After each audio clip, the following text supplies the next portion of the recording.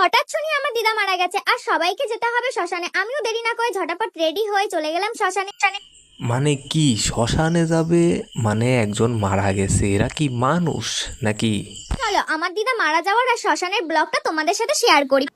মানুষটা উপরে গিয়ে বোধহয় ভাবছে, সেদিন রাতে যদি আমার ছেলে জমিতে চাষ করার আগে বেলুনটা পরে নিত, তাইলে বোধহয় এরকম স্যাঁচড়া নোংরা ফসল বেরোতো না।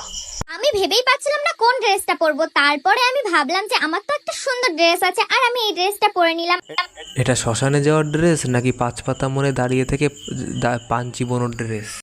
এটা তোমরা ধরতেই পারবে না। আমার কথাগুলো শুনতে খারাপ লাগছে তাই না? কি করবো বলো, তুমি যেরকম কাজ করবে সেরকম ফল পাবে। একটু মেকআপ না করলে হয়? তো একটু টোনারটা মেখে আর বাহ বাহ বাহ, শ্মশানে যাওয়ার আগেও নাকি মেকআপ করতে হয়। একটু আশ্রিয়ে নিচ্ছি। আর এইদিকে আমার লুকটা দেখো কেমন, একটু পরি পরি লাগছে না আমাকে? আমার আর কিছু বলার নাই।